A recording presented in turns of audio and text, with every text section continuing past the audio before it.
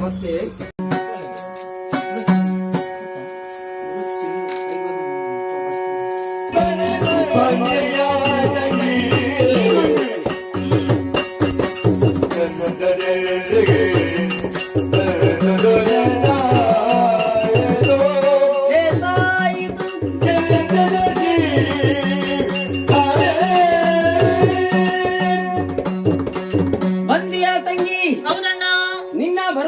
ಕಾಯ್ತಾ ಇದ್ದೆ. ಯಾಕೆ?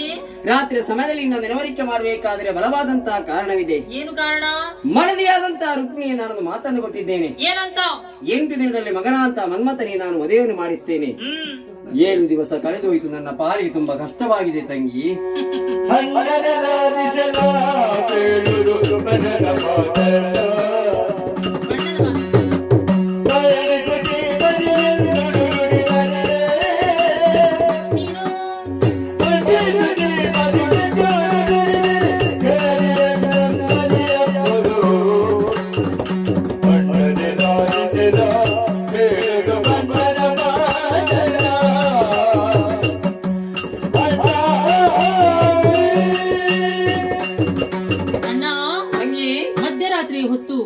ನನ್ನನ್ನು ಕರೆಸಿಕೊಳ್ಳುವುದಕ್ಕೆ ಕಾರಣ ನಿನಗೂ ನಿನ್ನ ಹೆಂಡತಿಗಾದ ಪಂಥದಲ್ಲಿ ಮಗನಾದ ಮನ್ಮಥನಿಗೆ 8 ದಿನದಲ್ಲಿ ಮದುವೆಯನ್ನು ಮಾಡಿಸ್ತೇನೆ ಎನ್ನುವ ಹಾಗೆ ಹೆಂಡತಿಗೆ ಮಾತನ್ನು ಕೊಟ್ಟಿದೆಯಾ?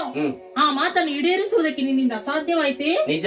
ಆ ಕಾರ್ಯವನ್ನೀಗ ನಾನು ಮಾಡಬೇಕಾ? ನೀನೇ ಮಾಡ್ಬೇಕು. ನಿನ್ನಿಂದ ಆಗದಂತಹ ಕಾರ್ಯ ನನ್ನಿಂದ ಆಗ್ತದಾ? ತಂಗಿ, ಪ್ರಪಂಚದಲ್ಲಿ ನಾನು ದೇವರೆಂದು ಕೊಂಡಾಡ್ತಾ ಇದ್ದಾರೆ. ದೇವರ ಅಂತ ನನಗೂ ಈ ಸಮಯದಲ್ಲಿ ಕಷ್ಟ ಉಂಟಾಗಿದೆ. ಹೆಂಡತಿಗೆ ಮಾತನ್ನು ಕೊಟ್ಟಿದ್ದೇನೆ. 8 ದಿನದಲ್ಲಿ ಮಗನ ಅಂತ ಮನ್ಮಥನಿಗೆ ನಾನು ಮದುವೆಯನ್ನು ಮಾಡಿಸ್ತೇನೆ.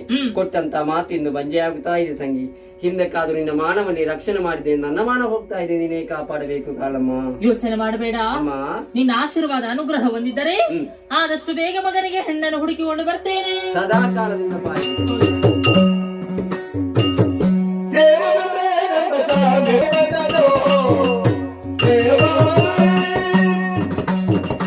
ಮಾಡಿದಂತಾನಿಮೆ ಕಲಾಮಾತೆ ಶಾರದಾಂಬೆಯು ಹಾಗೂ ಅಟೀಲು ಶ್ರೀ ದುರ್ಗಾ ಪರಮೇಶ್ವರಮ್ಮನವರು ಹಾಗೂ ನಾವು ನಂಬಿ ಬಂದಂತ ಅಯ್ಯಪ್ಪ ಸ್ವಾಮಿ ದೇವರು ತಮಗೆ ಜೀವನದಲ್ಲಿ ಆಯುಷ್ಯದಲ್ಲಿ ಆರೋಗ್ಯದಲ್ಲಿ ಯಾವುದೇ ರೀತಿಯ ಕಷ್ಟ ಎದುರಾಗಿ ಬಂದರೂ ಕೂಡ ಅದನ್ನೆಲ್ಲ ದೂರೀಕರಿಸಿ ಸೌಭಾಗ್ಯವನ್ನು ಕರುಣಿಸಿದಂತಹ ದೇವರಲ್ಲಿ ಬೇಡುತ್ತಾ ನಮಗೆ ಪ್ರಸಾದವನ್ನು ಕೊಡ್ತಾ ಇದ್ದೇವೆ. ಇಷ್ಟಾರ್ಥ ಸಿದ್ಧಿರಸ್ತು.